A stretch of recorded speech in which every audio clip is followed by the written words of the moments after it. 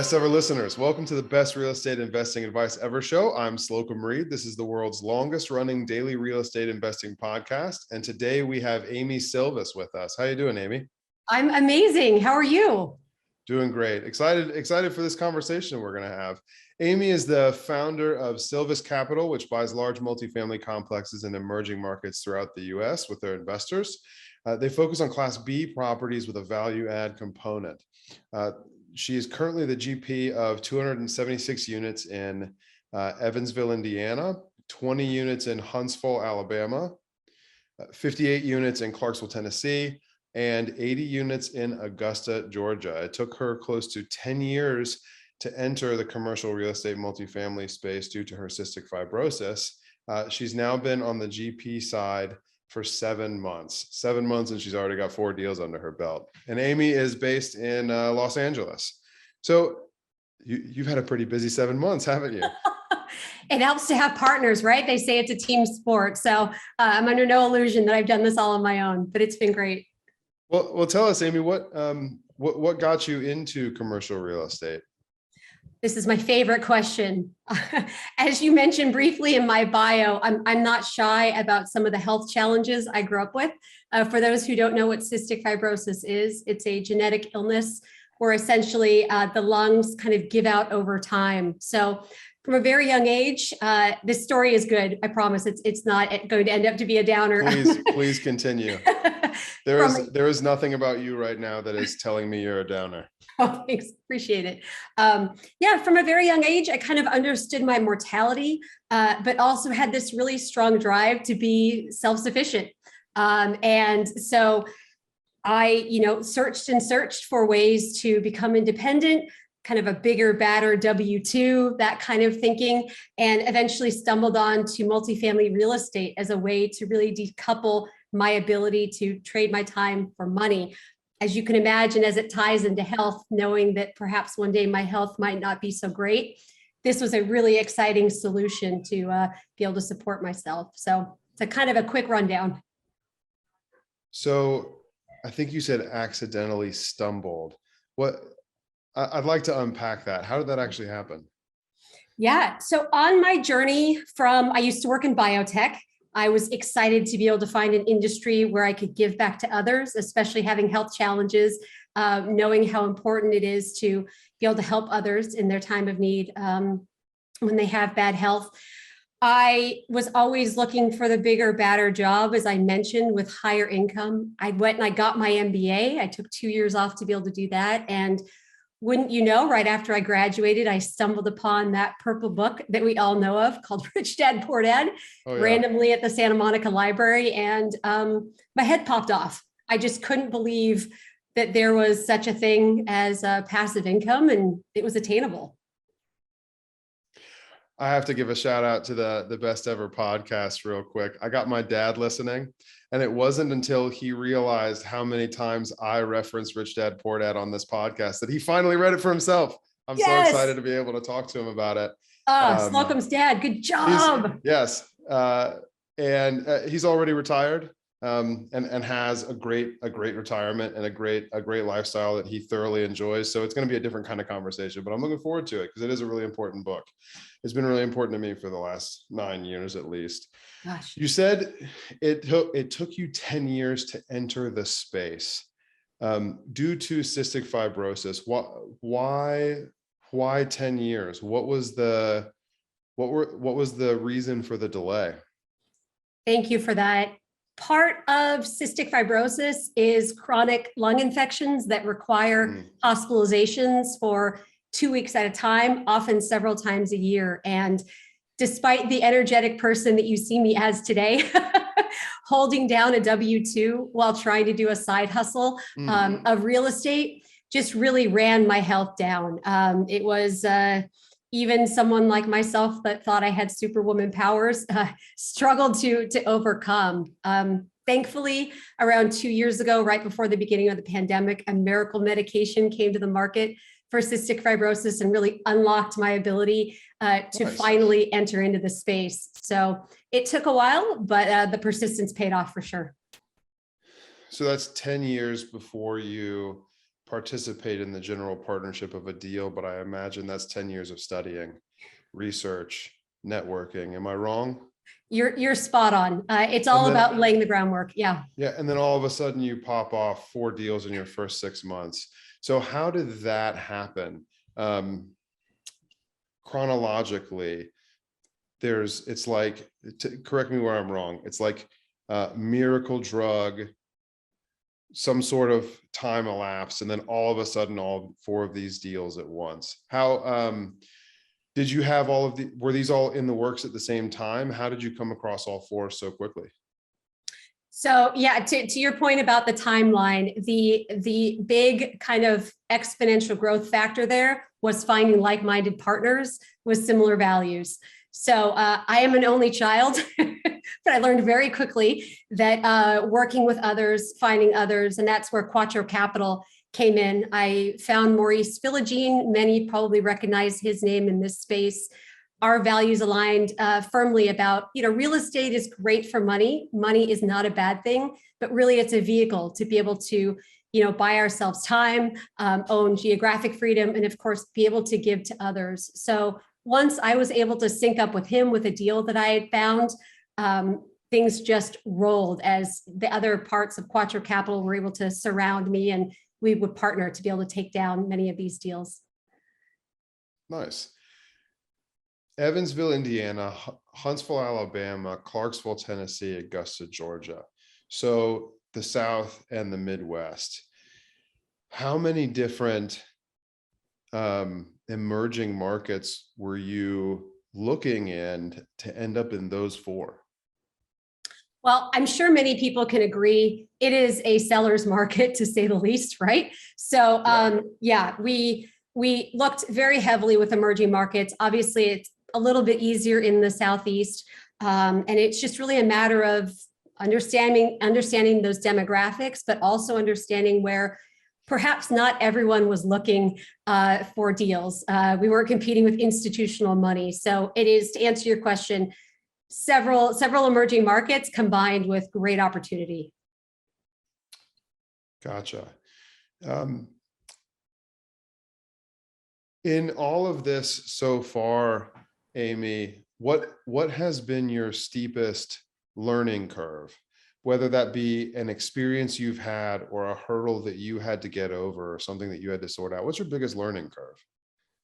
I think the biggest learning curve was getting my first deal and finding my first deal. I'm sure many of the listeners can relate. When you're the brand new kid on the block, getting credibility, making brokers believe that you're going to be able to take the deal across the finish line was something I really struggled with before I had the aha moment of, how I could leverage a team and develop a mutually beneficial relationship with folks that already had experience.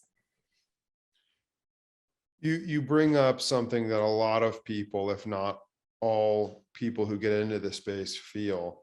I'm new. No one's going to take me seriously. I don't have any experience, and I need to convince different kinds of people, investors, lenders, brokers, that I'm going to be able to perform in a space where I've never operated before. Give us some of the specifics of what that looked like for you putting your first deals together, with the understanding that, like, all of our guts turn hearing you say that, because we've all had that same feeling. Give us some specifics about getting it done for your first deal. Happy to. So, the biggest piece, as I alluded to, was finding partners. And the way I found Quattro Capital and partners was by figuring out what their needs were. I think all of us kind of have the thought process of, this is what I need, this is where I want to go. But I really tried to flip it on its head and figure out, what do these folks, who I think are amazing, have great experience and great knowledge, what do they need that I could possibly provide, and kind of give freely with an abundance mentality, and knowing that that would eventually lead to them knowing, liking, and trusting me because I was able to, put them first and provide value there. I don't know if that's specific enough, but I'm happy to keep going if you'd like to learn more. If I were trying to summarize, if I were trying to give that answer a punchline, Amy, it would be that you networked your way out of the newbie dilemma. Perfectly said. Perfectly Okay, said. cool. Um, why Evansville, Huntsville, Clarksville, and Augusta? Gosh, all emerging markets, all at various kind of stages of emergence. But, we love looking at job growth first and foremost. I know of all of those that you mentioned, Evansville probably doesn't pop up as the sexiest market everyone's thought of right now. But we see it as being likely growing on the scale of Chattanooga. I think Chattanooga maybe about Wow. 20 years ago before before VW came in. Toyota's setting up a big plant, and it's kind of a similar size there. And the state of Indiana is investing massively. So that brings me to my next point. Is the state, our local governments investing in infrastructure? Are they on kind of top lists for people where folks want to live? Is it affordable? So we look really heavily, and by we, it's a little bit of an obsession that I have, that I lead with the folks I work with, just because we know the power of what an emerging market can do to appreciation. So that's what they all have in common. They're all within kind of our chosen property managers sphere of operation as well, which was an important piece. Gotcha.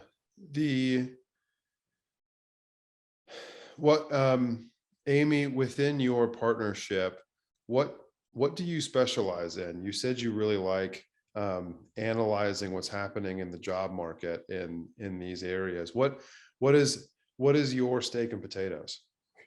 I would definitely say market research, as you mentioned. Also, I do bring deals. I find deals. I build relationships with brokers and sellers. And I dabble in capital raising. I'm out here in Los Angeles. As you can imagine, not a ton of people are interested in investing here, which I get. I'm not either. So providing opportunities for folks that are looking to diversify outside of the stock market and paper assets. So I do a little bit of everything to answer your question. I know that's not the straightforward bread and butter maybe answer you were looking for, but I'm a little bit of a generalist in that sense. Market analysis and capital raising, and in your backyard, you've got a great opportunity for capital raising. I would imagine. I don't know where your literal backyard is, but being in Los Angeles that should put you in a good opportunity for capital raising. I'm in Cincinnati, Ohio. You're in a better spot for it than I am, at least. I used to live there. It's a great city. Oh, nice. Cool. So these emerging markets in the South and in the Midwest, we're talking about, I'm really just give me a pause because I'm stumbling and I want to give the editor a good opportunity. Amy, we're talking about markets where you're projecting job growth. Are you underwriting to the 5-year hold? Is the plan to hold these for about that amount of time and then sell? I love that question. It's, we really go by what our investors demand. So the 5-year hold is kind of the industry standard in that respect. That being said, as probably others have seen that are invested in emerging markets, we're reaching some of our 5-year pro formas in 18 months.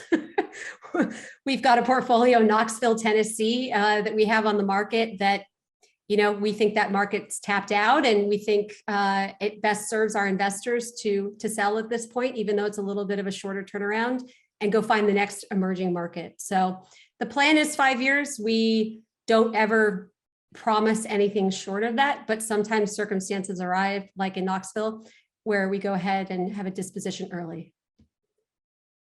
Gotcha. Underwriting to the 5-year hold. I am a buy and long-term hold investor, Warren Buffett style, buy and don't sell. Happy to trade up, but not looking, I'm not underwriting personally to a 5-year hold. I am underwriting to what my grandkids will inherit. Yes. So when I think Amy, you said Evansville, Indiana feels like Chattanooga, Tennessee 20 years ago. When I hear that makes me want to buy in Evansville, Indiana and hold it for 20 years. Yes. Why? I have a feeling I know your answer already, but I'd still like your opinion on this, because Yep. this is you're in this deal.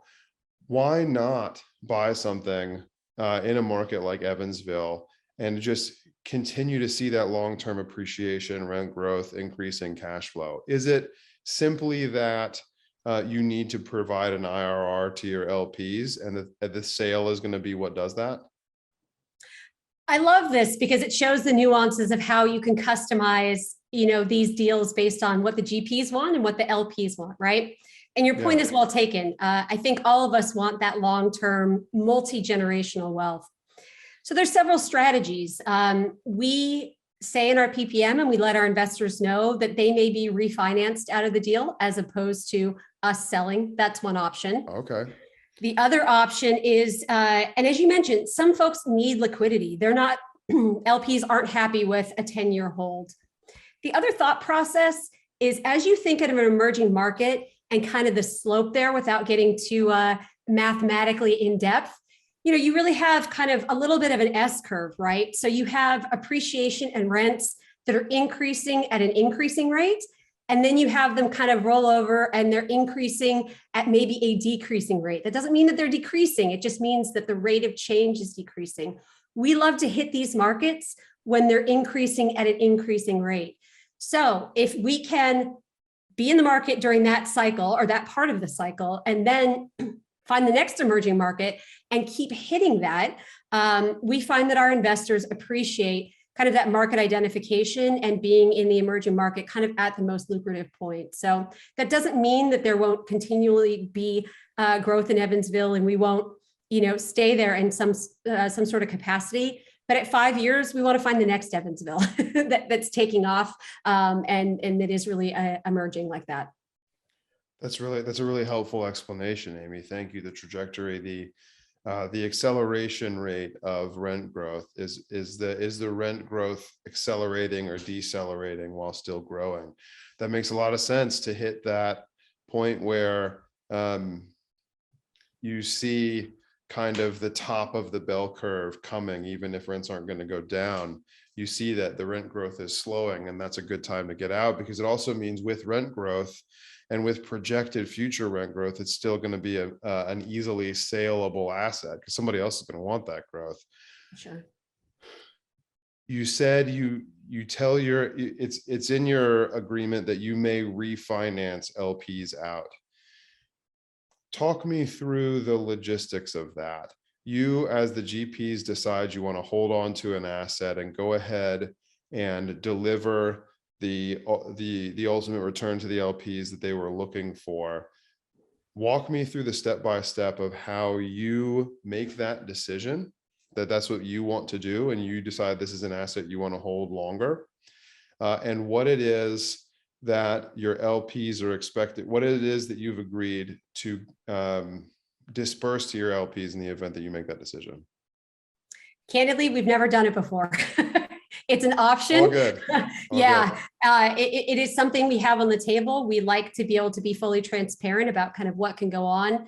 But what I just mentioned to you about the emerging market equation, we want to participate in that too. So we know full well that, the market can go where it goes. And, sometimes scenarios are difficult to think of 5 years in advance. So we give ourselves that option. So above and beyond that, I wish I could provide you kind of some experience in that respect, but we just haven't reached that point. We've always decided to sell up until this point. So let's talk about it hypothetically then. And again, best ever listeners, I'm asking the question that I want the answer to and bringing you along to hopefully get some value. Thinking like a long-term hold person myself. Yeah. If I were engaging in deals underwriting to the 5-year hold the way that you are, I would be excited at the opportunity of being able to deliver the promised return. Yep. And retain the asset. Mm-hmm. So speaking hypothetically, what are the hypothetical conditions, Amy, in which you see that happening with one of your assets? Not necessarily one of the current ones, but forecasting into the future.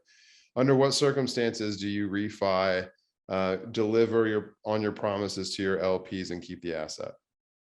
So I think The biggest scenario, of course, is serving the LPs, right? So we're in constant communication with them. If they want liquidity, if they want, 5 years is up for them. Everyone has individual circumstances. So if that's kind of the general thought process and theme that we get from our investors, then that's the number one priority as to, if we in the GP team felt like it would be a good idea to hold, but our investors are telling us that they want, money back, we can, have that conversation. Something else to keep in mind is, we're all kind of looking at these cap rates going, holy moly, how much lower can they go? What's going on in the market? So hypothetically, I think we've all had the issue of, yeah, it's great to sell. We'd be able to realize a lot of appreciation, but where are we going to put the money? Where else are we going to put it? So, ideally finding the next emerging market is great, but I think if we are unable to find something that makes business sense to redeploy, 1031 into or something like that, holding the asset while also giving our investors back their return, I think could hypothetically make a lot of sense in that scenario. Gotcha. You ready for our best ever lightning round? Let's go. Amy, what is your best ever way to give back? I love an organization called Emily's Entourage. I mentioned how life-changing the new cystic fibrosis drug has been for me over the past 2 years. And unfortunately, there are about 10% of people with cystic fibrosis that do not benefit from this medication. As you can imagine, the devastation that we all feel for those folks who are, quote unquote, left behind. We are determined and we focus every day to making sure that we find something for them. So Emily's Entourage is who I dedicate my time giving back to make sure my dear friend Emily Kramer-Gollenkoff and the other folks in that part of the cystic fibrosis community get to enjoy the health that I do. Wow. What is your best ever book you recently read? So I just reread The Creature from Jekyll Island for about the fifth time. It's amazing how things play out. And, what I read 5 years ago, now fast forward 5 years ahead, how poignant it is. So I can't read that book enough. I can't recommend it enough. It is eye-opening, and I recommend it to everybody. It's a long book, though. Make sure you have, an extended weekend or some long amount of time that you can dedicate to reading it, but high quality information in there. Sure, that definitely it's a powerfully opinionated book, but it is also very eye-opening as to how our federal monetary system works. Very helpful. What, Amy, is your best ever advice? Best ever advice is to have the go-giver mentality. I don't know if anyone's read that book by Mr. Berg, but another good one. Another incredible one, but it is such a powerful way to live. Obviously, it involves empathy, but you're really unstoppable when you think about others before yourself, how you can serve others, whether it's in business or in your personal life. There's just no limit to what can be done and what good will come to you when you care about the needs and the wants of others. So that's my best ever advice. Amy, where can people get in touch with you? Sure. I love LinkedIn. I'm very active there. So please get in touch with me over on LinkedIn. And of course, my website, sylviscapital.com, spelled Sylvis. That's it. Awesome. Well, Amy, thank you. This has been a great conversation. Best ever listeners, thank you for tuning in. If you enjoyed listening in on this conversation, please do follow and subscribe to the podcast. Leave us a 5-star review and share this with someone who could benefit from what Amy has shared with us today. Thank you and have a best ever day.